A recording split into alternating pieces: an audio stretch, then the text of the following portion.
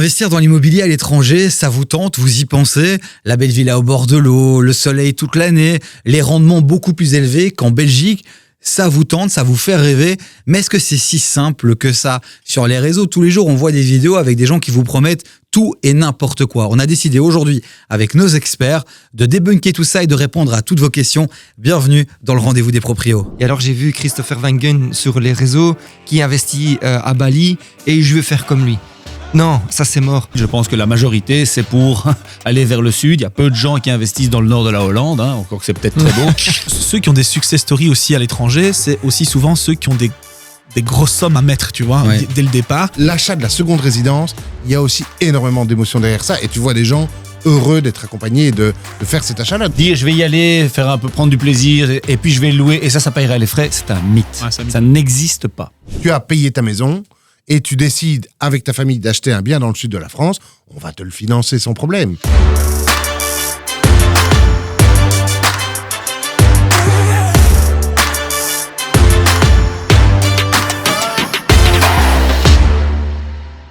Et on va voyager dans cet épisode, les amis, avec nos chroniqueurs qui sont là. On a invité évidemment le banquier. On va parler financement dans cet épisode. Cédric est avec nous. Merci Cédric. Merci. Merci à CBC déjà de nous soutenir encore une fois pour cette belle saison. Eric Spitzer, Rimovlan, partenaire aussi. Merci Eric d'être là. Anthony Urbain, Ken qui a accepté l'invitation en dernière minute. On devait avoir le professeur, il nous manque. Vous êtes nombreux à nous dire il est où le professeur, il est toujours vivant. On vous rassure. Voilà, mais il profite justement de quelques beaux jours en Espagne, dans sa petite ville à quatre façades à Valence. Non, bref, Le mec exagère. non, mais je craque complètement, je sais même pas dans quoi il habite. Bon, les amis, on est parti pour une heure d'émission. Investir à l'étranger, comment investir intelligemment. Ça va être le dos du jour aujourd'hui dans cet épisode. On va recevoir un invité aussi en fin d'émission. C'est la nouvelle séquence, l'invité du jour.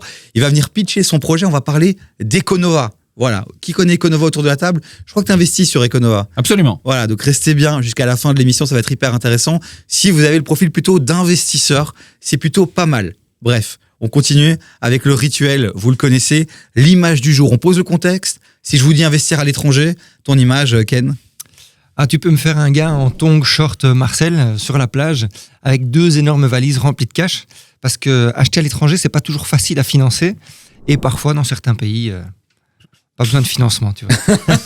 On a compris l'idée, on va creuser ça tout à l'heure. C'est vrai que c'est une des idées qu'on a, c'est de se dire comment est-ce qu'on va financer un bien à l'étranger? Est-ce que les banques belges vont nous suivre? Justement, on va avoir l'info de notre banquier dans un instant. Ton image du jour, Anthony Urbain. Écoute, moi c'est Instagram.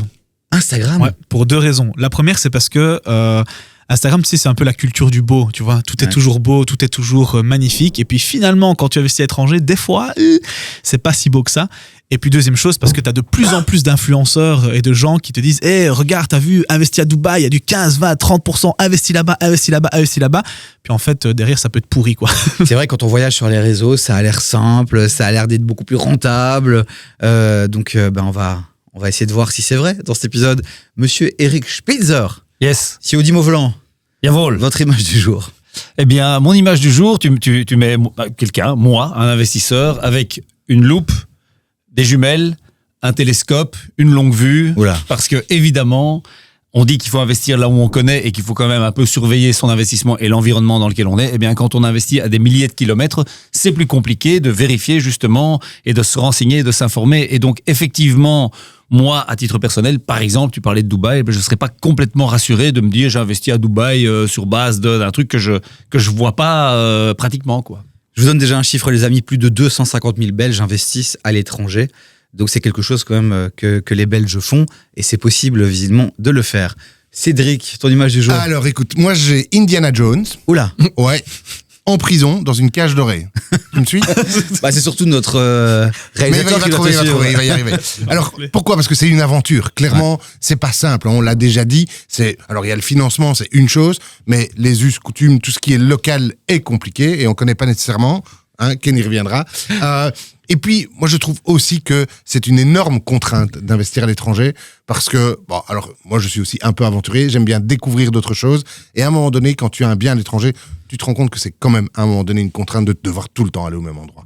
Vous avez investi à l'étranger, dites-le nous en commentaire de cette vidéo. Est-ce que ça a été facile pour vous? Quels ont été les obstacles? Vous commentez dès maintenant l'émission, vous le savez, elle se passe aussi en commentaire. de cette vidéo. Le dos du jour, on le met de côté pendant quelques minutes, puisque ce qu'on aime bien faire aussi dans cette émission au départ, c'est faire le tour d'Internet. On prend des images, des photos, des articles qui font le buzz, et puis je vous les propose, et vous les commentez. On fait ça ? Allons-y. Parfait. Et on va démarrer ce tour d'Internet, les amis, avec une vidéo très spéciale. Mais finalement, ce qui nous intéresse, c'est le fond. On la regarde et puis j'ai hâte de découvrir vos commentaires. Peu de personnes le savent, mais en fait, votre enfant, même à 3 mois, vous pouvez le faire investir en immobilier. Souvent, à la naissance d'un enfant, on lui ouvre un livret A pour le préparer à sa majorité, avoir un capital et de l'épargne. C'est vraiment la chose qu'il ne faut pas faire. Vous allez avoir un rendement inférieur à l'inflation et en plus, c'est limité à un tout petit peu plus de 20 000 euros. Alors qu'il y a des investissements bien plus rentables que l'on peut faire au titre de son enfant. Il existe des placements d'épargne immobilière où votre enfant va pouvoir investir et avoir une attestation de propriété. À 18 ans, il aura un patrimoine immobilier, il percevra des rentes où il pourra tout vendre, il aura plus besoin de vous financièrement, il sera autonome. Plutôt que de mettre 50 euros par mois sur un livret A, il faut mieux mettre 50 euros par mois sur de l'immobilier, il y a des placements qui le permettent. Alors je vais me tourner vers toi, Cédric, dans un instant, mais d'abord, parce que je vois Eric Spitzer là qui s'agite. Ça t'inspire quoi cette vidéo ? Ah, je suis pas loin d'être plus ou moins d'accord avec ce que le garçon J'ai dit qu'on devait s'intéresser au fond, sur le fond. Alors sur le fond, ouais, ok. Je veux dire, il faut pas se mettre dans un studio et tourner une vidéo pour expliquer que ouvrir un livret. Alors un livret A, il parle, c'est en France. Un compte d'épargne aujourd'hui, c'est pas le banquier, le célèbre banquier à côté de moi qui va me contredire que les rendements en fait ne battent pour l'instant malheureusement pas l'inflation. Donc il faut essayer de se tourner vers d'autres formules. Quand il dit que ça peut permettre à 18 ou 20 ans d'avoir la liberté financière totale, machin. Et évidemment, je pense qu'il vend du rêve. Je lui colle gentiment une petite carte rouge sur le fond et sur la forme. Mais oui, il faut essayer en tout cas de trouver autre chose que le livret d'épargne. Bon, Eric, on ne vit pas tous à Scarbeck dans une belle maison de maître. Moi, je peux te dire quand même que dans mon quartier, les gens que je fréquente, leur premier réflexe, quand un bébé naît, c'est d'ouvrir un compte épargne et de le communiquer aux parrains, aux marraines. Mettez un petit sou sur le compte épargne. Donc c'est quelque chose qui est ancré chez les citoyens belges. Ça, je veux dire, mettre un peu de sous pour d'abord, effectivement, je pense que c'est un peu une habitude et une coutume de faire ça. Et puis, aussi, c'est très bien de mettre le parrain, la marraine, les parents, mettre 25, 50 euros, etc., dans quelque chose qui est liquide. Pas spécialement quand d'épargne, mais quelque chose qui est liquide. Parce que si jamais il y a un coup dur, il faut payer un truc, je sais pas moi, un accident de la vie ou l'UNIF ou machin, bah c'est toujours bien d'avoir quelques milliers d'euros. Ça va pas offrir une indépendance financière totale. Cédric, je me tourne vers toi, parce que c'est vrai que les banquiers, souvent, ils nous conseillent, vous ouvrirez pas un petit compte épargne pour votre enfant ? Alors c'est une solution, mais effectivement, c'est pas la meilleure. Comme l'a dit Eric, t'as des rendements qui sont pas terribles, t'as une inflation qui est là. Et donc, en plus, l'horizon est long. Quand tu investis pour tes enfants, bah, c'est pour leur majorité, c'est pour leurs 18, 20, 21 ans, peu importe. Donc, il faut aller vers quelque chose qui a un rendement plus intéressant. Alors, lui propose l'immobilier. Donc, immobilier papier, hein, donc SICAFI ou ce genre de choses. Honnêtement, moi, pour ça, j'irai pas vers l'immobilier. Investir dans l'immobilier, c'est bien, c'est intéressant, on est là pour ça, parce que tu as l'effet de levier avec le crédit. Mais ici, c'est de l'argent que tu vas déposer. Honnêtement, tu prends une bonne SICAF diversifiée, un bon tracker, un ETF bien diversifié, et tu mets ça là-dedans, tu as les intérêts composés, c'est ça que tu dois faire. On investit en bourse calmement. Les pères de famille, là, les jeunes pères de famille, Anthony. Entièrement d'accord. Moi, c'est exactement ce que je fais pour mon fils. Déjà maintenant ? Ouais, déjà maintenant, bien sûr, depuis qu'il est né. Et effectivement, je rejoins un peu Eric aussi là-dessus. Le truc, c'est que ce réflexe d'ouvrir un compte épargne, c'est un peu un réflexe. Tu sais, t'as une grosse différence de génération. Si tu vois, nos parents, grands-parents, etc. À l'époque, sur les comptes épargne, t'avais des rendements qui étaient ultra intéressants, etc. C'était chouette. Et donc, t'avais ce réflexe, effectivement, d'ouvrir un compte épargne. Mais t'as vraiment aujourd'hui une différence de génération où notre génération aujourd'hui doit, aujourd'hui, accepter, enfin ne pas investir, c'est accepter de perdre de l'argent. Contrairement à l'époque de nos parents, quand tu investissais sur un compte épargne, tu prenais pas de risque et tu avais quand même quelque chose qui était rentable. Moi, je me mets à la place des gens qui n'y connaissent vraiment rien. C'est vrai que le compte épargne, il y a tout aussi il y a un process assez simple. On met le compte au nom des enfants. Ensuite, on peut décider de l'ouvrir à 18 ans, à 21 ans. D'autres personnes ne peuvent pas aller prendre l'argent sur ce compte. Est-ce que les alternatives que vous proposez permettent aussi d'ouvrir un compte au nom d'un enfant et on peut, tu conseillerais une plateforme particulière soit une banque, soit un courtier, soit une plateforme. Et effectivement, le fait aussi de mettre... Alors attention que si tu le mets au nom de tes enfants, ça veut dire que eux ont clairement la main mise sur le compte épargne et que si à un moment tu veux récupérer l'argent... À leur majorité. Voilà. Ouais. À leur majorité, tu n'as plus accès... Ça, moi, j'ai eu le cas. Ouais. À la majorité, mais vraiment 18 ans, 0 jours, boum, tu vois plus ça sur ton truc. Tu dis, attends, tu appelles là-bas. Ah non, il est majeur, hein, il peut avoir le truc. Donc, il faut quand même faire un peu attention que l'enfant en question ne se dise pas craquage ici, c'est la fête, quoi. Tu n'y as même pas accès pendant toute sa pas majorité, mais toute son enfance. Tu peux l'utiliser parce que tu es son tuteur. Mais si à 18 ans, il te déteste, il peut te demander l'historique de l'utilisation du compte parce que c'est son argent. Donc, c'est une utilisation que pour... Dans l'intérêt de l'enfant, oui. Ouais, dans l'intérêt de l'enfant. Exact. Donc, si tu l'utilises pour te payer des carapiles le week-end, tu vas pouvoir rembourser ton gosse si t'attaques en justice. Sauf si tu bois des carapiles dans Avec l'intérêt lui. de l'enfant. Non, c'est ça. Dans le biberon, mais comme ça, elle après, tient, c'est pour toi. après, on pense aussi à certains parents qui ont peut-être un coup dur et qui se disent finalement la seule alternative que j'ai, c'est ce compte épargne. Mais donc, C'est pour ça qu'il faut pas le faire. faut pas le faire. Mais donc, Cédric, donc je peux aller chez CBC, toquer à la porte et dire écoutez, moi j'aimerais bien investir pour mes enfants. Oui, bien Je sûr. suis pas pour le compte épargne, je m'intéresse un peu à d'autres choses et je vais être accompagné par le banquier dans Bien ce sûr, il y a des investissement-là. solutions avec Ok, des très bien. versements mensuels, tout ça existe. Eh ben, très bien, on termine. Pour revenir au compte épargne, en fait, les banques ont très bien fait leur travail dans l'histoire de la banque parce que l'ouverture d'un livret permet simplement de garder des clients. Quand tu as un compte dans une banque, bah, tu deviens client de cette banque ad vitam, tu vois. C'est à ça que ça sert. La banque gagne pas tellement d'argent là-dessus, elle fidélise une clientèle. Et l'autre chose, il y a un grand homme chauve qui a dit... je parle pas d'Eric, je parle de Shaquille O'Neal. Mais Eric utilise souvent ça. Lui, Oui, il est chaud, je crois, maintenant. Mais donc, moi, je donnerai rien à mes enfants. Mhm. Enfin, je ne prépare rien pour eux. Je vais tout garder à mon nom. Je mets de l'argent de côté. Et le jour où elle aura besoin, si je le décide dans ma grande bonté, je lui donnerai quelque chose, peut-être. Et Voilà. pourquoi pas investir sur la plateforme Econova? On va en parler en fin d'émission, ça va être notre invité du jour. Les amis, c'est aussi une manière d'investir. Les détails, vous allez les connaître tout à la fin de l'émission. Et je vous le rappelle, la séquence, il va venir ici à côté de moi, Quentin, le fondateur ou cofondateur, je pense qu'ils sont deux. Il va pitcher pendant une minute et puis vous, ici autour de la table, vous allez le challenger, lui poser toutes les questions. Ça peut être intéressant si justement vous voulez peut-être investir pour vos enfants. Ce sera en fin d'émission. Une nouvelle actu, on continue. Et c'est là, je sens déjà Ken et Eric réagir. C'est passé dans l'actu. Beaucoup de gens ont repartagé cette actu. C'est un titre de l'ADH. Les propriétaires peuvent désormais exiger 3 fois le loyer en revenu. Eric, en pleine méditation, que se passe-t-il? non, ils ne peuvent pas exiger, ils peuvent vérifier pour être rassurés sur la capacité du locataire potentiel à payer son loyer, parce qu'évidemment, une location, c'est un partenariat, c'est un partenariat, un propriétaire, un locataire. Je pense que le propriétaire, il veut juste encaisser son loyer, il veut éviter les impayés. Et donc, il peut simplement être rassuré sur le fait que les revenus du locataire seront suffisants que pour pouvoir payer régulièrement le loyer. Moi, ça me choque pas. Pour 2 raisons. Parce que il peut vérifier, mais il n'est pas obligé de l'exiger. S'il dit, moi j'estime que le revenu disponible après paiement du loyer est suffisant, très bien, même si c'est 2 fois et demi, c'est pas très grave. Et puis 2, en fait, ça colle un petit peu à la politique des banques, qui est légale, c'est la loi, de dire aussi la fameuse limite des 33%, et aussi parfois les banques, même si c'est pas 33%, même si ça dépasse, octroient.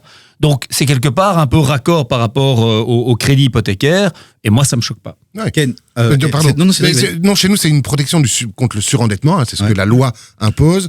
Alors, 3 fois, c'est quand même un peu beaucoup. En général, chez nous, tu prêtes 40, 50% en fonction des revenus. J'avais déjà expliqué, il y a des règles.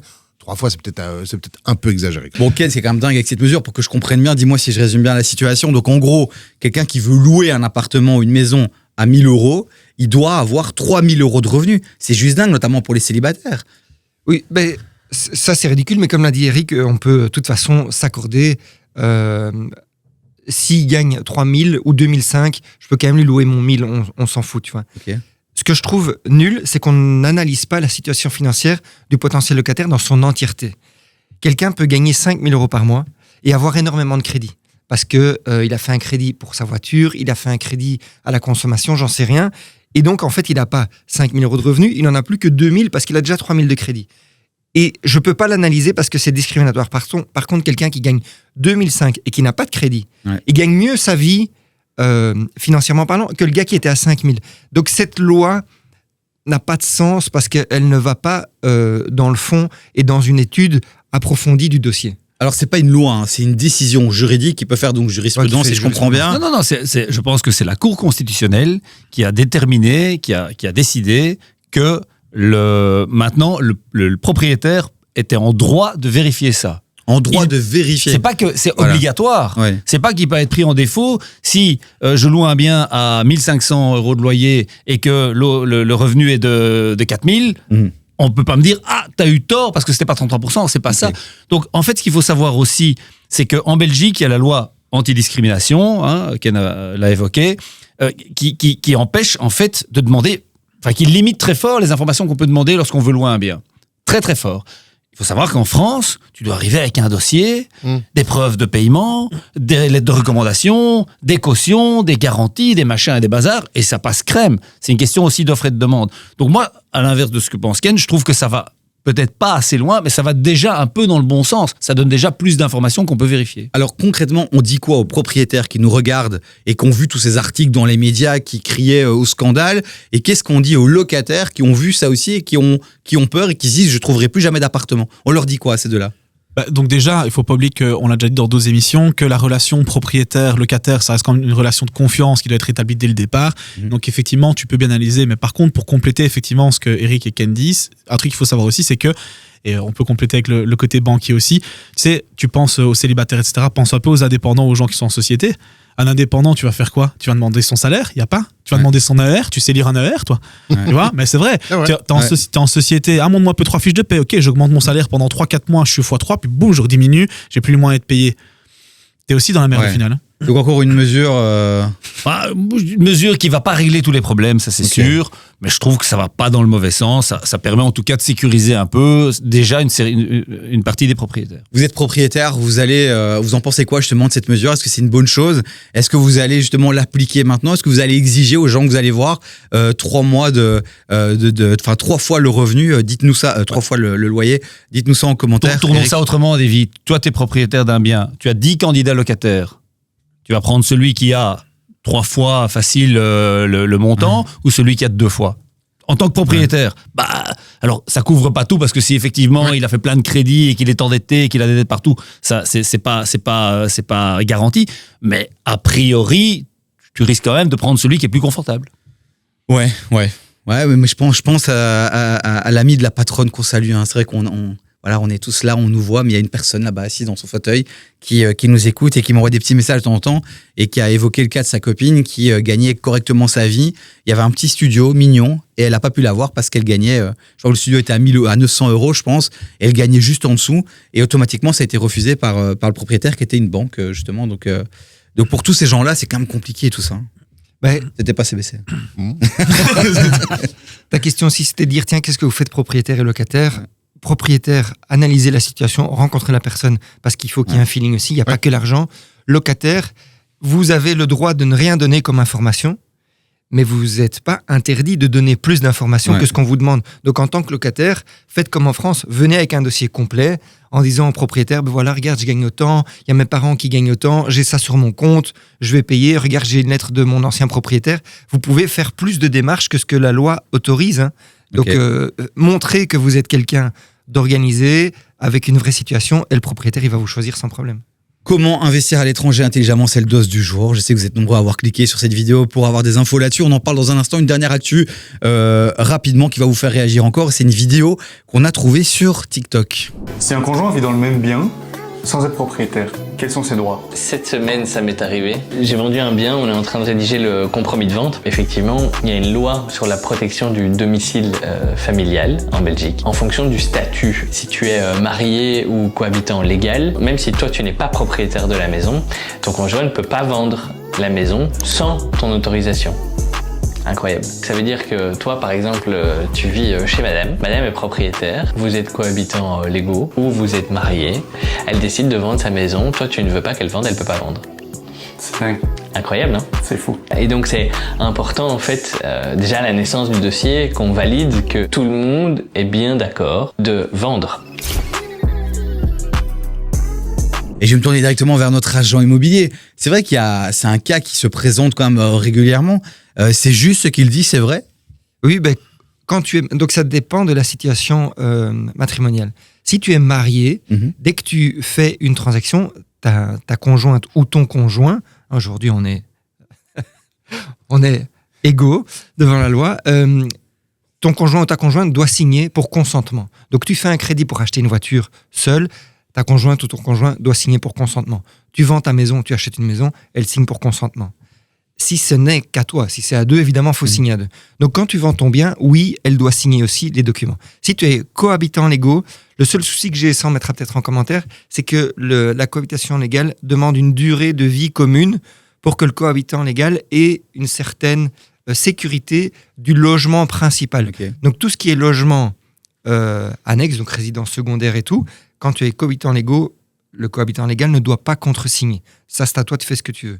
Là où on vit ensemble, je pense qu'après 1 an pour la Wallonie et la Flandre, elle a un droit de jouissance si jamais tu décèdes ou si jamais tu veux faire quelque chose avec ton bien. Et Bruxelles, je pense que c'est 3 ans, mais c'est à vérifier. On demandera peut-être à notre avocate ou aux gens de mettre en commentaire. On mettra l'info en commentaire, mais c'est quand même dingue de se dire, je suis propriétaire et je rencontre quelqu'un, cette personne, je lui dis, viens, vivons ensemble, elle vient chez moi. Et si je veux vendre, je dois avoir son accord. Attention que cohabitation légale, c'est une démarche que tu vas faire à la commune. Donc, c'est autre chose que cohabitant de fait. Ok. Donc, tu peux être cohabitant de fait, on habite à la même adresse, mais elle n'a rien à dire. Et puis, il y a cohabitation légale et puis il y a mariage. Dans le même genre, tu ne peux pas expulser quelqu'un qui est domicilié. Oui, mais l'idée, de toute façon, quand tu vends, tu fais pas ça du jour au lendemain. Il y a une durée. Mais c'est quand même dingue de se dire, c'est mon bien, je le paye tous les mois. Et parce que je me suis mis en couple, à un moment donné, j'avais pas anticipé ça. Et si je veux vendre pour X raison, je ne peux pas. Ou alors, il faut vraiment l'accord de... C'est particulier, en fait. J'ai envie d'avoir votre avis, les amis. On peut faire un petit sondage et demander à la communauté, à ceux qui nous regardent, est-ce que vous trouvez que c'est une bonne idée ou pas? On a hâte de voir vos réponses. C'est le même principe qu'un crédit, Ken le disait. Tu travailles, c'est ton travail, c'est toi qui l'exécutes, tu reçois un salaire pour ton travail, tu veux emprunter pour faire quelque chose. T'es marié, à un moment donné, il faut en parler, parce que il y a un ménage qui fonctionne autour de ça. Moi, je trouve ça normal. C'est vrai que mon ex-belle-mère, elle voulait faire un leasing pour une voiture, elle n'a plus de voiture, elle a dû avoir l'accord de son mari, elle était en instance de séparation. Forcément, lui, il n'a pas été chez le concessionnaire pour signer. Mais c'est juste dingue, parce qu'elle était mariée, elle n'a pas pu donc anticiper quand même cette histoire si vous êtes propriétaire. Et... Tu sais sûr ce qu'on que dit. pendant la période de divorce, tu vas faire aucune transaction. Oui. Parce que tant que tu n'es pas divorcé légalement, si tu te disputes, l'autre, il va rien signer. Quoi. Tu sais ce qu'on dit, il y a pour le meilleur et pour le pire. Merci pour cette très belle conclusion du tour d'Internet, Anthony. Monsieur Urbain, Incroyable. il est là. Le grand poète. Une punchline par émission. On va faire une compilation disponible dans les bacs. Dans les bacs. Oh, le boomer. C'est fait exprès, je me suis mis à votre niveau. Bon, allez. Les amis, le dos du jour, on l'ouvre. Comment investir intelligemment à l'étranger? Mais d'abord, est-ce qu'on ne remercierait pas nos partenaires, sans qui on ne pourrait pas vous offrir tout ce contenu gratuitement sur tous nos réseaux sociaux? Justement, c'est le moment de vous abonner. Cliquez sur la petite cloche, allez sur Instagram, TikTok, sur les plateformes de streaming aussi. Tu fais ton petit sport, tu nous écoutes, c'est génial. Vraiment le rendez-vous des proprios, un peu partout, vous vous abonnez. On remercie qui? On remercie Imovlan, plateforme de référence pour trouver et vendre des biens. Et d'ailleurs, Oui, bonsoir. petite annonce qui est déjà sur le groupe. Il y a un code promo que je peux citer. Ouais. LRDP26, si vous voulez acheter ou mettre en vente ou en location un bien, vous le mettez sur Imovlan, bien évidemment. Le code LRDP26 donne droit à 20% de remise, c'est formidable. Et ça, c'est bon. Ça, c'est mon grand prince. Une vraie belle influenceuse, celui-ci. Il s'est placé ses petits codes promo. On est là. Bon, et KBC a pas un code promo par hasard? Pas encore. On va y penser. Le code promo de CBC, ça sera dans la prochaine émission. On va y les amis. réfléchir. CBC, notre banquier, notre banque partenaire depuis cette saison-ci. On a Probos, ça c'est le rendez-vous des indés. On a Brico et on a Thomas et Pierron, évidemment, partenaires de cette belle saison.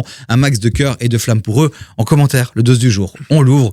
Comment investir intelligemment à l'étranger? Et j'ai envie qu'on mette directement les pieds dans le plat, les amis. Je vais vous poser cette question. Est-ce que pour vous, c'est une bonne idée d'investir à l'étranger?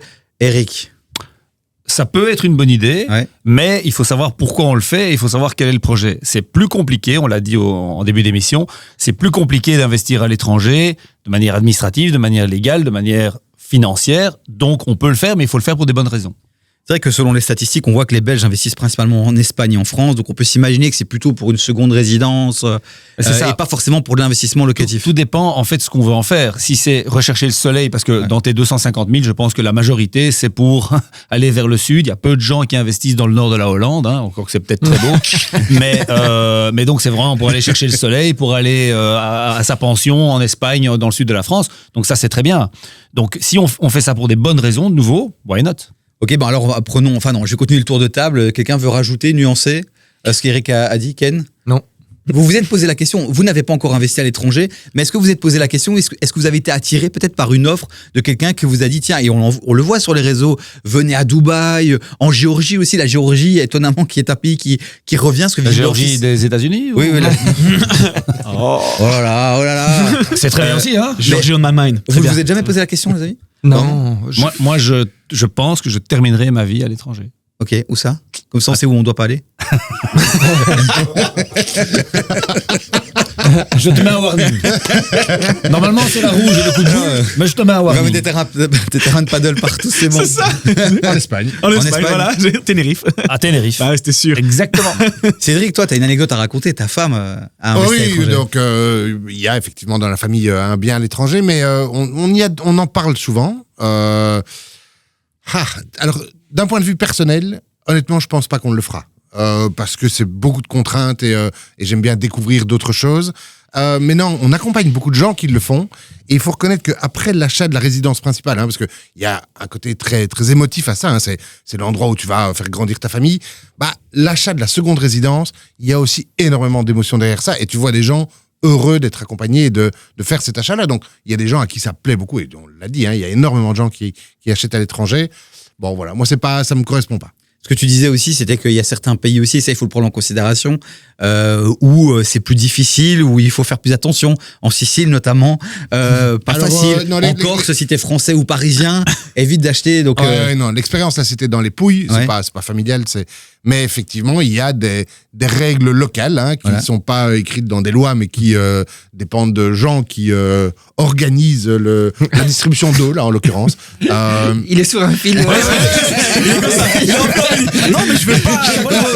C'est ça. Il est très bien réfléchi, toi, qui peut, il est Donc posé. voilà, l'organisation de l'eau potable est gérée par des personnes qui décident des prix.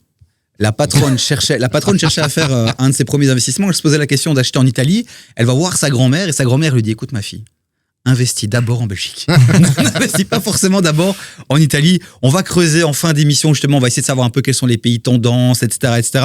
On va continuer sur la fiscalité, on va parler de l'argent aussi. J'ai envie qu'on s'intéresse à ceux qui pensent à l'étranger, parce que pour eux, en Belgique, aujourd'hui, c'est plus intéressant d'investir en termes de rendement, de marge, et donc ils se tournent vers l'étranger. Est-ce que c'est un bon réflexe, Anthony ? En fait, je trouve qu'avant d'investir à l'étranger, il y a plein de choses que tu peux faire justement en Belgique. Et le problème aujourd'hui que tu vas avoir, c'est que faut différencier, et je rejoins un peu Eric là-dessus, l'investissement plaisir, c'est-à-dire de dire ok, je vais y aller et je vais essayer de faire l'eau en même temps et je vais essayer de faire un peu bouffe, et l'investissement pur et dur. Parce que si tu veux faire de l'investissement pur et dur, faut pas oublier que si demain tu veux continuer à investir, faire grandir ton patrimoine, les revenus locatifs de l'étranger et les garanties à l'étranger sont pas reprises en fait. Donc tu vas avoir une charge mais tu n'auras pas de revenus. Et donc pour moi l'investissement étranger, c'est, je veux dire vraiment, allez, en fin de course, effectivement, quand tu as déjà un beau patrimoine ici, que tu as déjà des gros revenus, que tu as déjà un beau patrimoine, tu dis ok, j'ai envie de me faire plaisir, j'investis du coup à l'étranger parce que je peux me permettre de pas tenir compte de cette garantie-là, quoi. Des quelques exemples que je connais, parce que j'ai pas investi à l'étranger, mais j'ai une résidence secondaire à la côte belge, et mes beaux-parents, ont une maison dans le sud de la France. Le faire bouffe, comme tu dis, dire je vais y aller, faire un peu, prendre du plaisir, et puis je vais le louer, et ça paiera les frais, c'est un mythe. Ouais, c'est un mythe. Ça n'existe pas. C'est-à-dire que il y a des frais d'entretien, il y a des frais, des taxes, etc., et tu vas essayer de louer un petit peu, donc ça va peut-être adoucir un peu la pilule, mais tu ne pourras jamais avoir un vrai rendement en disant, moi, en fait, quelque part, je dis pas jamais, je retire, des exemples que je connais, il y en a pas un où ça a fonctionné, où il y avait tous les frais qui étaient couverts. Ouais. L'exemple qui confirme la règle, l'exception qui confirme la règle, tu as eu une fenêtre à un moment donné en Espagne, après la crise immobilière, où les prix se sont complètement effondrés. On a accompagné pas mal de gens qui ont acheté à ce moment-là, fallait oser, et ceux-là ont vraiment des rendements importants. Okay. Mais c'était... Et il fallait faire gaffe à l'époque, parce que d'un point de vue légal, mais on va sans doute y venir, acheter en Espagne, etc. C'est pas la même chose au niveau des frais de la copropriété, au niveau du notaire versus l'avocat, donc il faut faire gaffe. On a fait un épisode hors série qui s'appelle Investir à l'étranger, justement. On est allé en Espagne, on est allé en France. on a vu quand même qu'effectivement il y avait des particularités, mais on a vu aussi qu'il y avait des solutions, des organismes sur place qui peuvent accompagner les gens qui veulent investir. Et j'invite, s'il y a des professionnels, je sais qu'il y a quelqu'un par exemple qui accompagne des Belges à investir aux États-Unis, qui nous regarde, qui n'hésite pas à commenter cette vidéo aussi et à réagir à ce qu'on dit. Vraiment les amis, ce sont nos chroniqueurs, ils sont exceptionnels dans ce qu'ils font au quotidien, mais c'est pas leur quotidien d'investir à l'étranger. Donc n'hésitez pas à donner des précisions si vous faites partie. Tu as des agences en Belgique qui accompagnent à l'étranger, aussi, en Espagne, etc. Moi, si quelqu'un veut absolument faire ça, moi, je ne peux que lui recommander de faire effectivement ça via un professionnel belge qui est implanté en Espagne ou espagnol qui est implanté en Belgique, mais un type chez qui tu peux aller à un moment te retourner ou passer un coup de fil quand les choses vont pas bien parce que le chantier prend trop de temps, parce que tu as un petit problème de distribution d'eau, j'en sais rien. Mais donc, faire ça tout seul, partir à l'aventure, c'est vraiment pas quelque chose que je recommande. On parlait des rendements et des marges. C'est vrai qu'ici, quand on est à 3-4%, entre guillemets, parfois on disait qu'on pouvait être content. Dans l'épisode qu'on a fait en Espagne, un local nous disait qu'on pouvait aller chercher des rendements jusqu'à 15%, notamment en investissant de manière intelligente, non pas dans du court terme, mais plutôt dans du long terme avec des étudiants. T'achètes une maison, tu fais une coloc étudiante en Espagne, à Valence, 15%. Ouais, mais oublie pas un truc, c'est que quand on parle de 15%, c'était brut ou net ? Parce que, mais attends, tu ris, mais c'est une grosse différence. En Espagne, il faut bien dire aussi que t'as plein de... tu parles une double taxation, donc tu peux être... t'as des accords entre la Belgique et l'Espagne, mais en Espagne, tes revenus locatifs peuvent être imposés, ta plus-value peut être imposée, et en plus en Espagne, selon l'endroit où tu es, parce que par exemple, Tenerife et l'Espagne, c'est deux trucs différents. Les taxations sont différentes, et donc... Ok, 15%, c'est bien beau, mais en fait, quand tu retires effectivement, comme Eric dit, tous les frais, les trucs, les chèques et les emmerdes, parce que tu peux en avoir... Et puis souvent, tu dois passer par ce qu'ils appellent un gestor, donc quelqu'un qui s'occupe d'aller faire les trucs, trouver des locataires. Quand tu as un étudiant qui s'en va, trouver celui qui va remplacer, voilà, tout ça, tu dois déléguer, et donc évidemment, ça coûte des sous. Mais j'ai pas envie qu'on passe pour les vieux cons, là. Je veux dire, il y en a plein qui investissent à l'étranger. On voit bien sur les plateformes Airbnb, Booking ou autres, qu'il y a quand même pas mal de biens.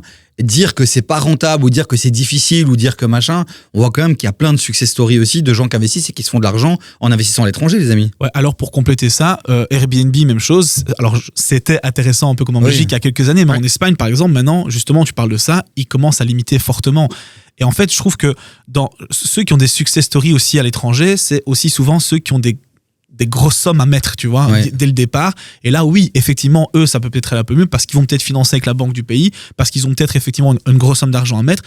Mais quelqu'un, le petit investisseur, entre guillemets, belge, investir à l'étranger dès le départ, c'est quand même compliqué. Et puis, les success stories, c'est bien gentil, mais évidemment, tu vas expliquer dans une vidéo que tu as gagné, ou que tu as fait une plus-value, ou que ton rendement, c'est génial.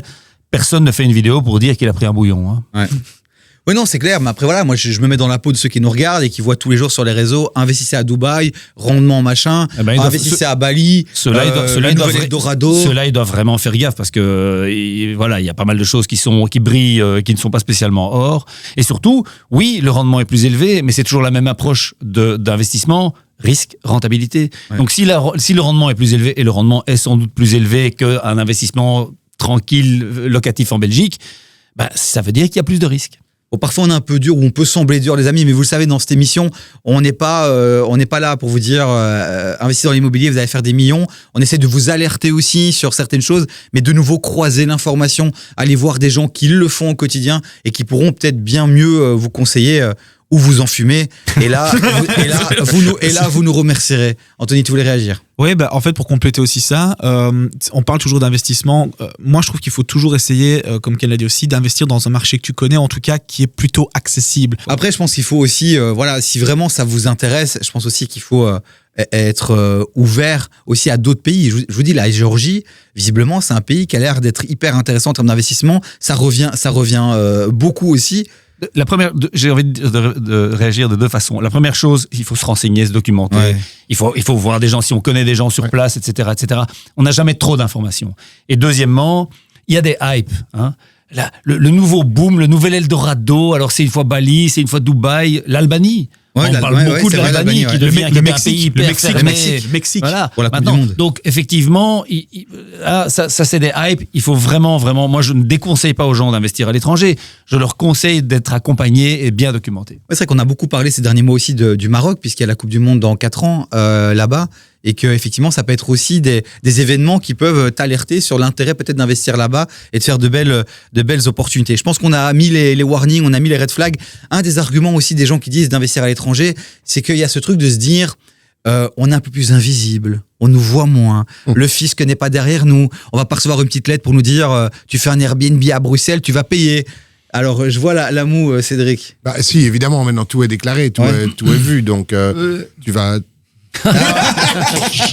Sors ton carton, Ken. En tout cas, dans les pays en Europe, en tout cas, moi je peux dire qu'il y a des choses qui passaient sous le radar et qui tout d'un coup apparaissent dans ta déclaration fiscale, quoi. Hein. Ce que je lis ici, c'est un article depuis la réforme rentrée en vigueur en 2021. Donc on voit que tout évolue et évolue assez vite. Les biens étrangers reçoivent aussi un revenu cadastral belge afin d'être taxés de manière comparable aux biens situés en Belgique. Oui, effectivement. Donc, c'est une espèce de revenu cadastral fictif qui est calculé sur un bien à l'étranger où l'État n'a visiblement, entre guillemets, pas la connaissance. La connaissance, ou en tout cas une manière de bien calculer. Donc, alors, je vais encore me faire allumer, mais c'est pas grave. Entre guillemets, donc pour avoir certains clients, par exemple, eux, ils ont des appartements ou des maisons à l'étranger. Vu que l'État n'a, entre guillemets, pas de manière de bien vérifier, entre guillemets, le bien que tu as à l'étranger, je vais pas dire qu'ils trichent un peu, mais tu vois, ils vont dire, oh là là, oui, il fait 45 mètres carrés alors qu'en fait, il fait 50, tu vois. Et, oh là là, il est vraiment pas bien, il est délabré, etc. Donc, en rentrée de revenu cadastral pour justement payer, entre guillemets, un peu moins en Belgique, quoi. La déclaration doit être faite dans les 4 mois suivant l'achat. En cas d'oubli, des amendes administratives de 250 € à 3 000 € d'amende. Et puis, il y a aussi l'aspect de double imposition. Parce que quand on possède un bien à l'étranger, les autorités locales, elles n'ont pas inventé la poudre. On fait ça des accords en Belgique. entre certains pays.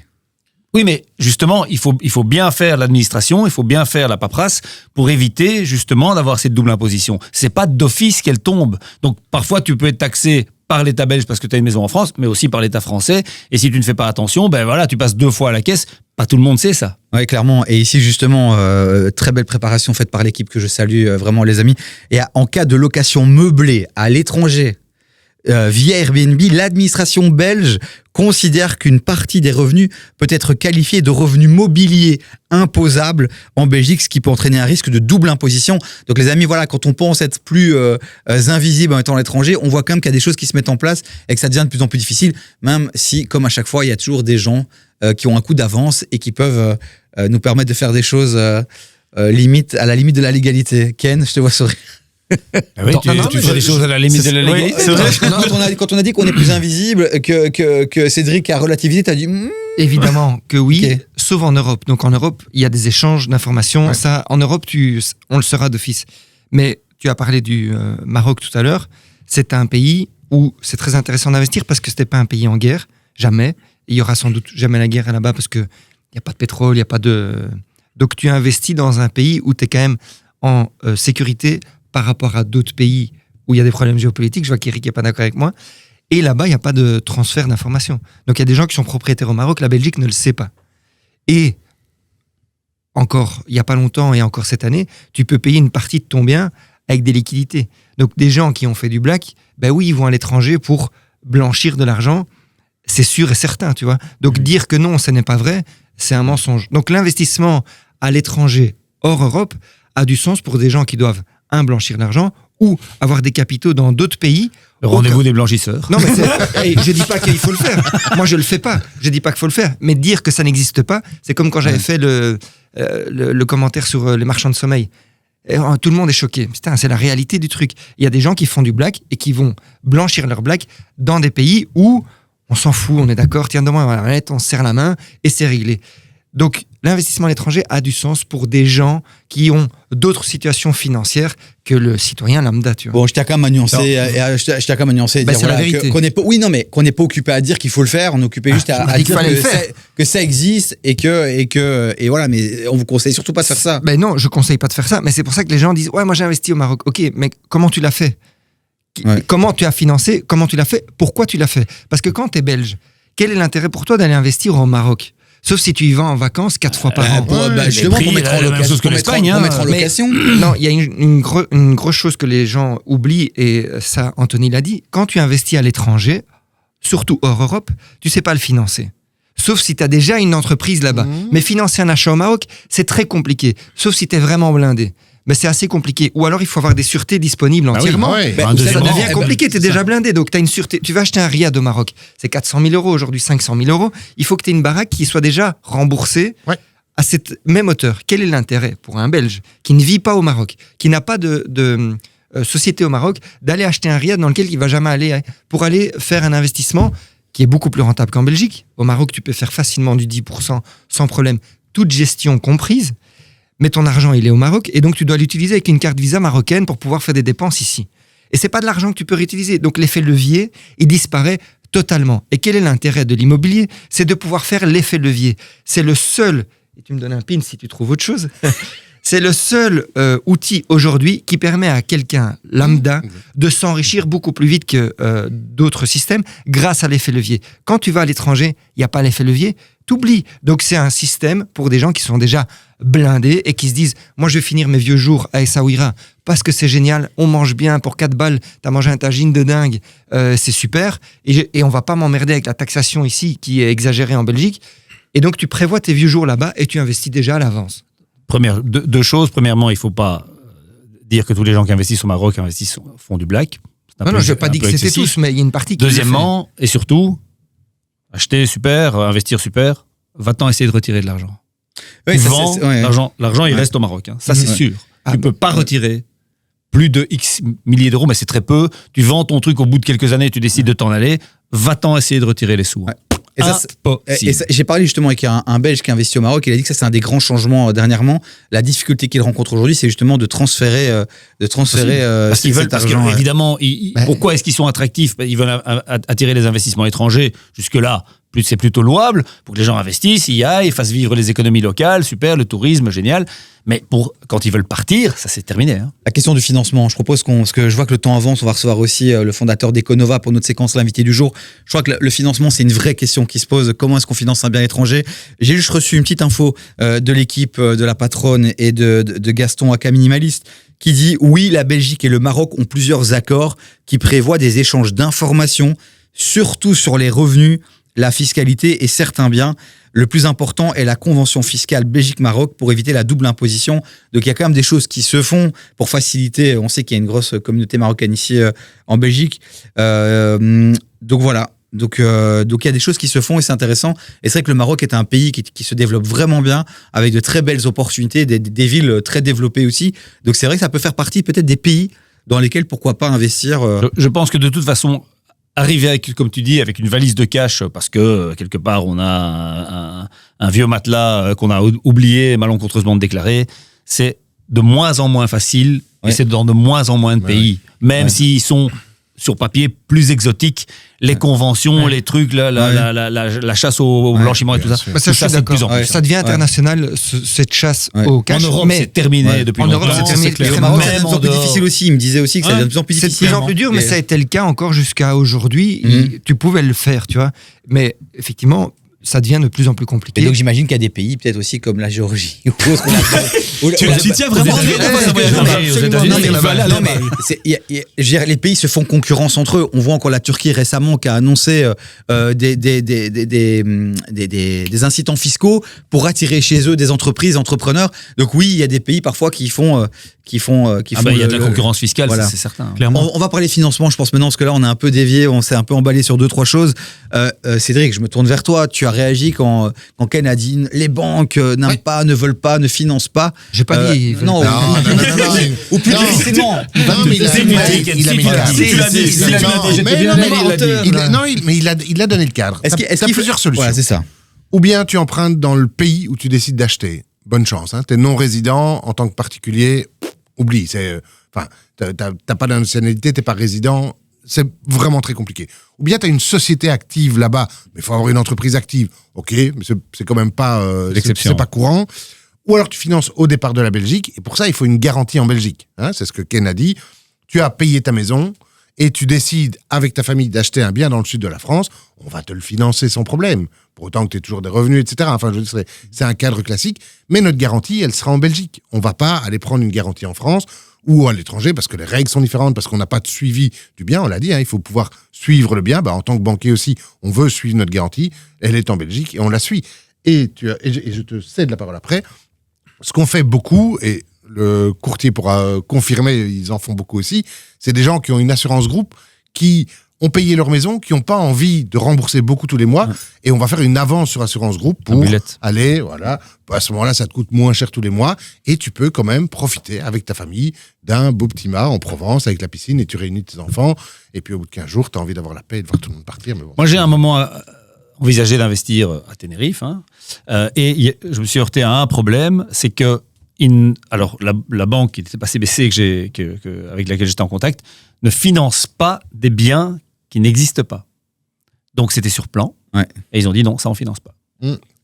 Parce que effectivement, ils n'ont pas les jumelles et le télescope et tout ça pour aller voir que la construction avance bien, et donc ils sont beaucoup plus méfiants aussi sur des projets de construction. Et c'est vrai que quand on va, parfois tu vois, quand tu vas en vacances en Espagne ou partout, tu vois un chantier qui a démarré, qui est à l'arrêt depuis des années, ça c'est quelque chose qui a foiré. Donc c'est aussi par rapport à ça moins évident. Je dis pas que personne ne le fait, c'est moins évident de financer. Dans l'épisode justement qu'on a fait sur Investir en France, on était à la Ravea, et justement la personne qui nous a accompagnés disait qu'une des difficultés, c'était de trouver des entrepreneurs sur place qui pouvaient vraiment assurer le suivi, le faire bien dans les temps.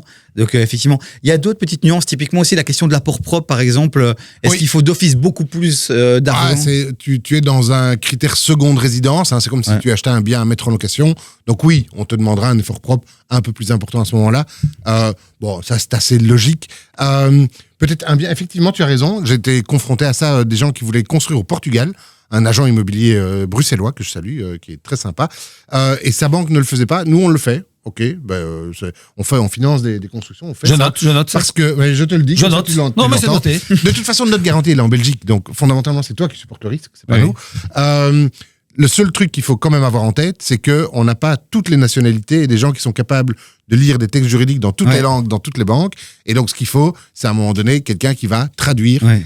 Donc, il faut un architecte qui te fait un état d'avancement qui soit clair, lisible, bien traduit. Et puis, à ce moment-là, ça Est-ce que c'est la banque belge qui se charge de faire ça par sécurité? Ou alors, en fait, tu as le document en portugais, en portugais. Non, c'est le client qui paye la traduction. Qui paye la traduction, mais c'est un traducteur de chez vous, j'imagine, qui fait le... Non. Ok, parce que alors, qu'est-ce qui vous garantit que la traduction n'a pas été un peu faussée Vous faites avec ChatGPT. Ouais. C'est quand même vérifié, mais on demande quelque chose. N'importe quel client ne se fait pas financer non plus. Il y a une confiance, il y a une histoire. Un historique un peu. Oui, mais concrètement, tu mets ta maison en garantie quand tu le fais. Donc, tu vas mettre ta maison en garantie en faisant un faux document d'achat d'une maison en Grèce. Bon. En Belgique, on parle des 80%, des 90%, des 100%. Pour un bien à l'étranger, est-ce qu'il y a un... Allez, considère que tu vas être sur l'équivalent d'un bien que tu vas acheter pour mettre en location. Donc, on va te demander 20% d'efforts propres.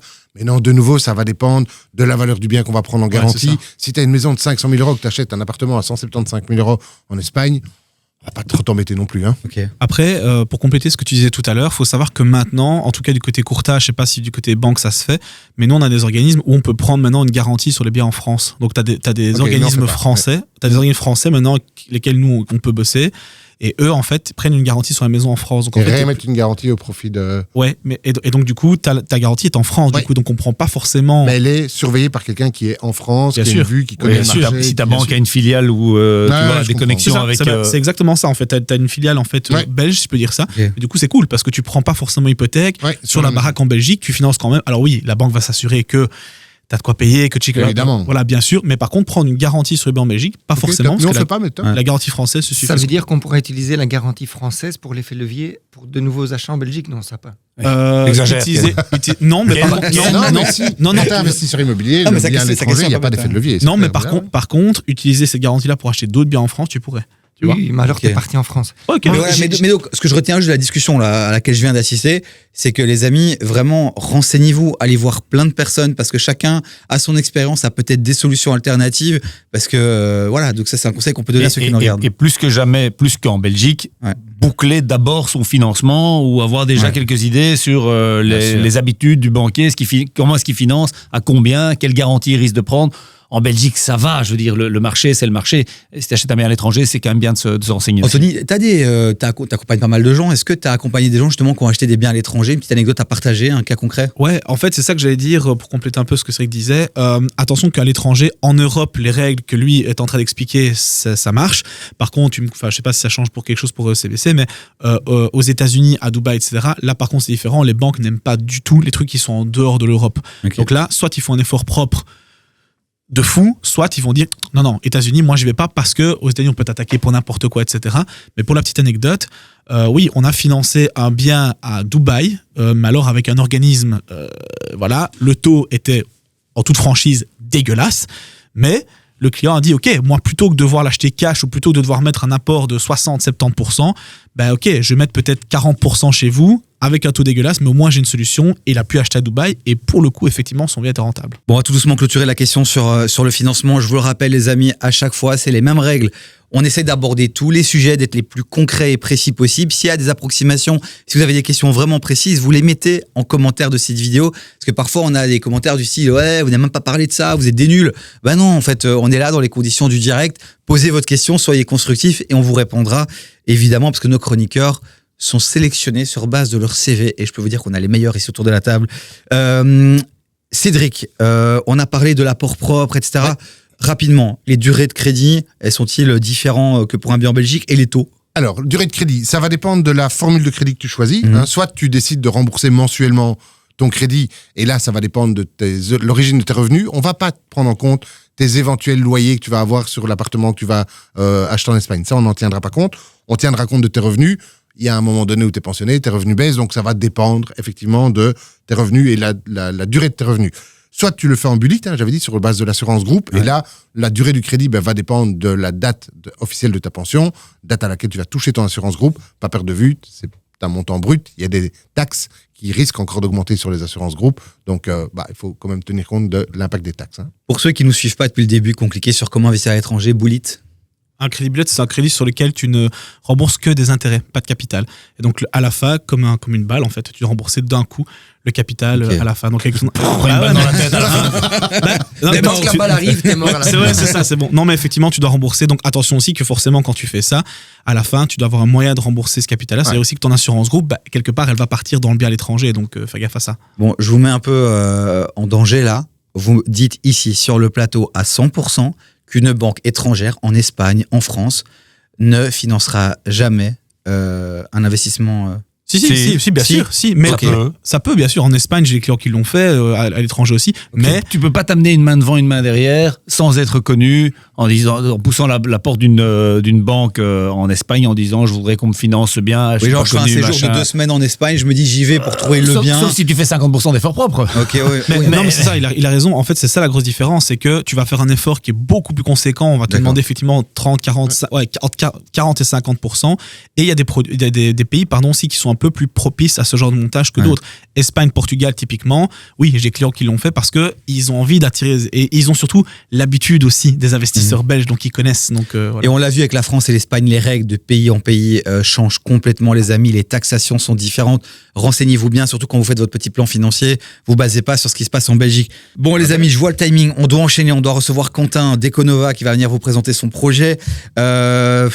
Dernier tour de table. Je sais qu'il y avait plein de choses encore à dire. Vraiment désolé si vous êtes déçus, si vous attendiez d'autres choses. Dites-le nous en commentaire. On peut faire une partie 2, une partie 3. On est à votre service, les amis. Et surtout, dites-nous dans quel pays on doit aller. Parce qu'on est occupé à travailler sur vraiment la suite des hors-séries Investir à l'étranger. On a fait la France, le sud de la France. On a fait l'Espagne. Est-ce qu'il y a d'autres pays dans lesquels on doit absolument aller ? Anthony a hâte qu'on aille en vacances. Surtout surtout en Géorgie, parce qu'apparemment c'est génial. Voilà, il faut y aller les gars. C'est la Géorgie. La Géorgie aux États-Unis. Oui, toujours aux États-Unis. Bon, allez. Dernier tour de table, les amis. Si vous deviez rajouter quelque chose, je terminerai par toi, Cédric. Simplement 2 choses. La première, c'est il faut le faire. On peut le faire pour les bonnes raisons. Donc plaisir, rendement, mais attention, faire bouffe comme on disait, ce sera compliqué. Et 2, faire attention effectivement au financement, à la manière de financer son bien. Anthony. Pour moi, si vous êtes vraiment dans un état d'esprit d'investisseur, que vous voulez faire grandir votre patrimoine, l'investissement immobilier arrive en dernier quand vous avez déjà un gros patrimoine en Belgique, vous avez déjà des revenus et que vous voulez plutôt avoir un petit côté plaisir, parce qu'on a déjà dit effectivement, les revenus locatifs et les garanties étrangers, ça marche pas, on perd l'effet de levier. C'est la conclusion d'Anthony, mais est-ce que c'est la vôtre ? Dites-le nous en commentaire, vous êtes d'accord avec lui, avec eux ? J'ai hâte de lire vos réponses, Ken. Pour moi, il y a deux investissements. Il y a l'investissement plaisir. Tu achètes ta seconde résidence en France, en Espagne. C'est tout à fait normal. Plein de gens le font. Et ça, c'est OK parce que c'est pas de l'investissement. C'est j'y vais en vacances 6 fois par an. C'est cool. Je finirai mes vieux jours là-bas. Deuxième, c'est je fais de l'investissement vraiment pour faire de la rentabilité. Et alors, j'ai vu Christopher Wangen sur les réseaux qui investit à Bali et je veux faire comme lui. Non, ça, c'est mort. En fait, il faut que tu connaisses le pays. Il faut que tu y aies été et tu te dis, ici, j'aime bien la vibe. Je me reconnais dans la manière de travailler, d'évoluer, le pays, ce qu'il fait et tout. Et alors, pourquoi pas j'investis? Mais c'est pas parce que mon tonton l'a fait ou que j'ai vu quelqu'un sur les réseaux le faire que je vais le faire alors que j'ai jamais mis un pied dans ce pays. Donc, l'investissement, quand il est pur invest, je vais d'abord dans le pays, plein de fois. Je commence à me poser des questions. Je vais rencontrer les notaires, les avocats, les promoteurs. Je regarde comment ça marche. Est-ce qu'il y a des mafias sur place? Est-ce qu'il y a des us et coutumes? On a dit le mot. Ben voilà. Est-ce qu'il y a des us et coutumes que je connaissais pas, que je découvre? Est-ce que je suis OK avec ça? Alors je peux y aller. Parfait, Cédric. Je vais juste redire ce qui a été dit, mais achetez à l'étranger, faites-le. Continuez à aller voir votre banquier avec des étoiles dans les yeux, parce qu'on voit des gens arriver avec des étoiles dans les yeux et qui se projettent dans des vacances en famille avec les enfants, les petits-enfants. Faites-le. Mais si c'est pour investir, faire du rendement, chercher de l'effet de levier, etc., oubliez. Voilà les amis, le débat continue en commentaire de cette vidéo. Et vous savez quoi, pour clôturer, j'ai une petite vidéo qu'on a trouvée avec l'équipe sur Instagram. C'est un créateur de contenu que je ne connais pas, je ne sais pas ce qu'il fait, mais c'était drôle en fait. Il met des drapeaux de différents pays et il dit s'il faut investir ou pas. On lance le débat et puis à vous de nous dire les pays dans lesquels vous investiriez ou pas en commentaire de cette vidéo. Et on accueille maintenant notre invité, Quentin de Econova. France. Mauvais investissement, taxe élevée. Monaco. Bon investissement, mais offre très limitée.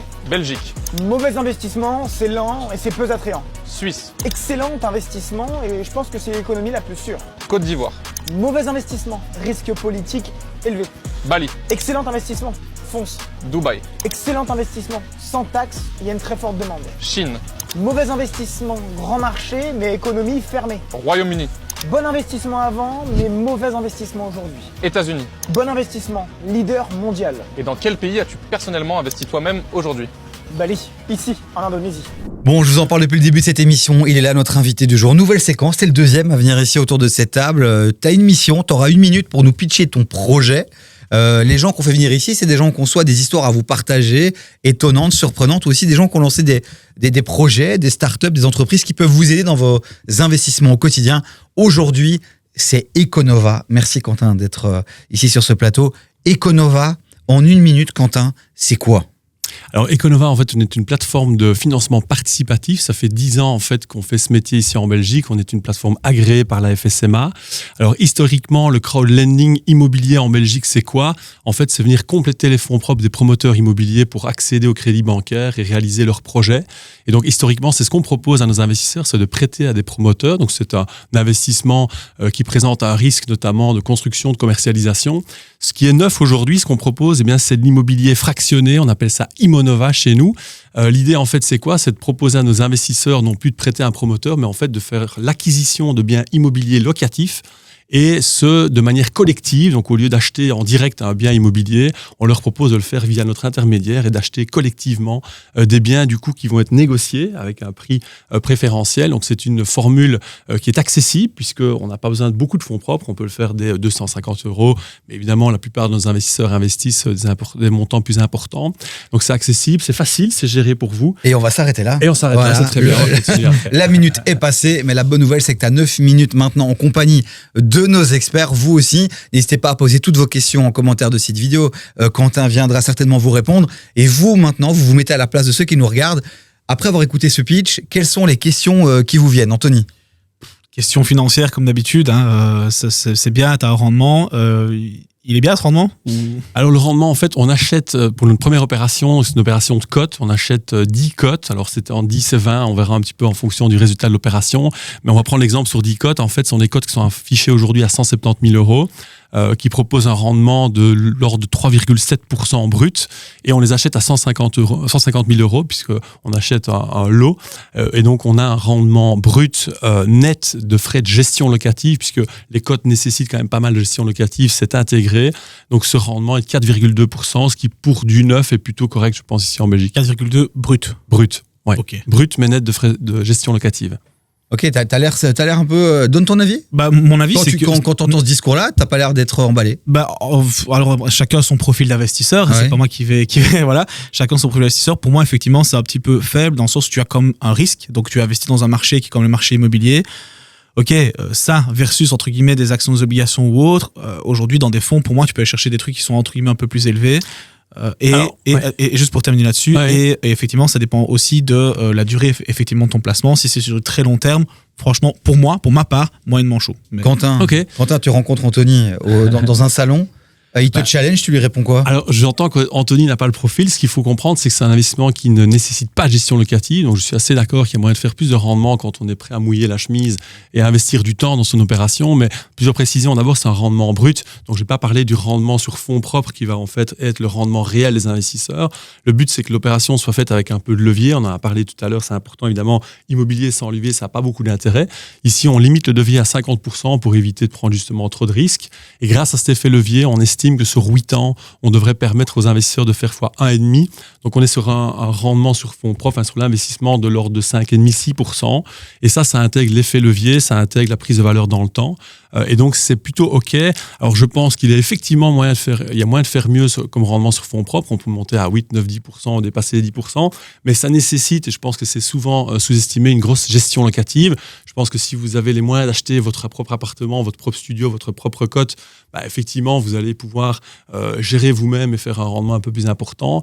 Mais je pense que dans ce rendement, on sous-estime très souvent cette gestion locative. Je pense que l'exemple de gens qui vont louer en Airbnb, etc., qui vont aller chercher plus de 10%, ils oublient qu'en fait, ils sont à mi-temps sur la gestion de leur bien locatif. Ici, c'est vraiment un bien qui est géré pour vous. Donc, c'est un rendement qui, in fine, est vraiment juste le rendement de votre investissement. Il n'y a pas de charge mentale ni de charge d'exécution dans cette formule. Quentin, le temps avance très très vite. Donc, essaye d'être le plus court dans ta réponse et plus concret. Tu parlais de profil. Je me permets de poser une question. Tu parlais de profil. Tu dis, Anthony n'est pas le profil. Alors, quel est le profil vraiment qui peut investir sur Econova concrètement? Alors, concrètement, tout le monde peut investir sur Econova. Ce qu'on veut toucher, c'est quoi? C'est soit des investisseurs qui ont 50, 60 000 euros, qui sont capables d'acheter un bien immobilier. Mais le conseil que je leur donnerais, c'est de plutôt distiller cette somme sur plusieurs opérations d'immobilier fractionnées sur Econova. Investir dans un seul appartement, c'est bien, c'est chouette. On est multipropriétaire, on est propriétaire bailleur. Mais on n'est pas à l'abri d'un locataire qui saccage le bien, qui ne paye pas pendant 6 mois, qu'on doit mettre dehors. Ça peut représenter beaucoup de stress. Donc, on est plutôt sur des investisseurs soit qui n'ont pas les moyens d'acheter plusieurs biens locatifs, qui vont donc faire un investissement modeste chez nous avec des mises plus minimes que s'ils devaient l'acheter en direct. Et comme je l'ai dit, ceux qui sont aussi capables d'acheter en direct mais qui vont préférer diversifier sur plusieurs opérations via Imonova. Eric? Moi, j'ai 2 réactions par rapport à ça. D'abord, moi, je suis investisseur sur Econova, mais dans l'autre segment, donc c'est le crowdlending, c'est-à-dire qu'on complète effectivement les efforts propres. Je suis très content d'avoir fait ça, parce que effectivement, tu peux investir dans des petits montants, le rendement est intéressant, c'est sur du moyen terme, hein, c'est 3-4 ans. Pour l'IMO, je suis un petit peu plus circonspect. Pourquoi? Pour 2 raisons. La première, c'est quelle est la liquidité de ton investissement. C'est-à-dire que si à un certain moment, coup dur chez les mous, tu as besoin de tes sous, tu veux sortir, etc., j'imagine que si tu as un bout d'un appartement, d'un cote, etc., c'est plus compliqué que de dire, voilà, je sors.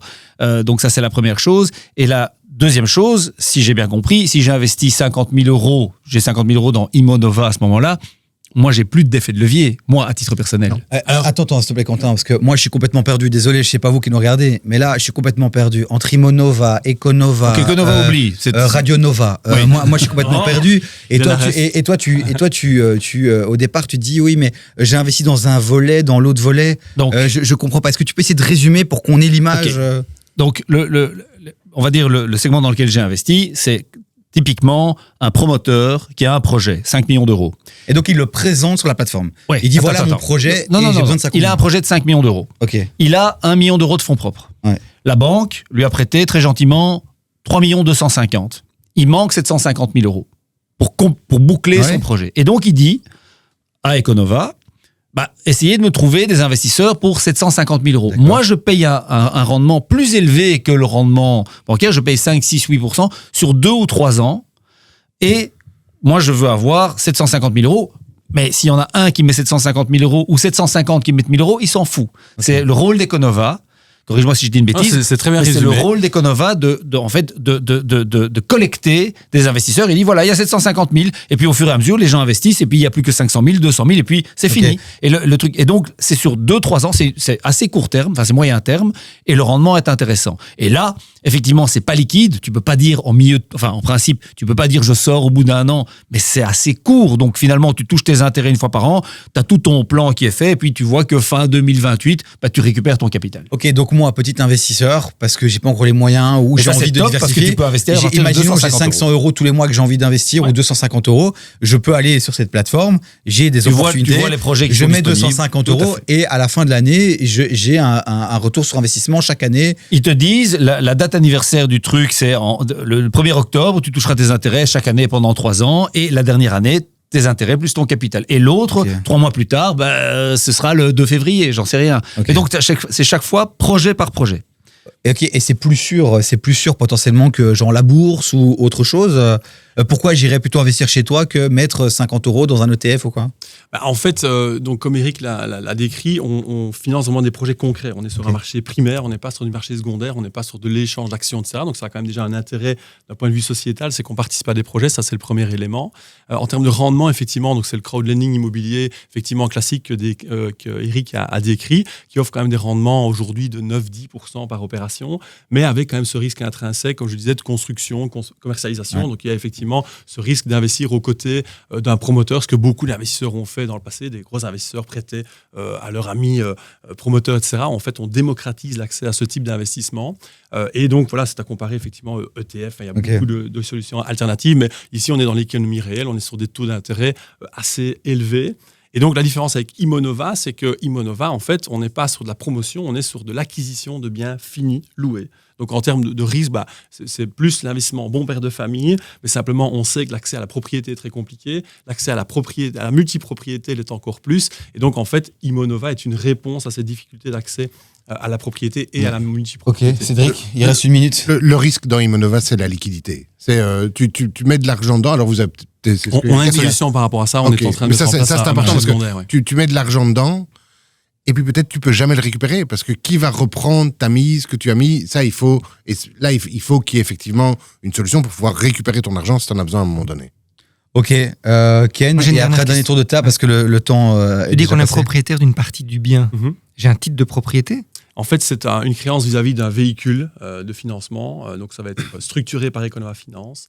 Et donc, en fait, c'est un prêt Econova Finance qui va devenir propriétaire. Et donc, en fait, l'investisseur a le bénéfice de cette propriété à travers un véhicule. Sauf qu'il ne peut pas l'utiliser comme sûreté pour financer d'autres achats immobiliers. Non, mais encore une fois, l'effet levier se fait dans le véhicule, en fait. Donc, c'est en fait l'équivalent d'un l'effet levier pour votre société, pas pour le propriétaire de la partie.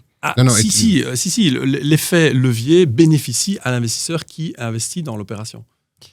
Imagine, j'ai mis 50 000 euros dans le studio, tu parlais de 150 000. Donc j'ai un tiers du bien. Il est payé, il n'y aura pas de crédit sur ce studio. Il y aura un crédit de 50%. Ok, vous financez 50%, vous appelez le reste. Exactement, sur les 10 cotes, pour faire simple, on va lever 1 million, on va amener 1 million de fonds propres. Et 1 million va être apporté par la banque. Donc, on va faire l'effet levier dans le véhicule.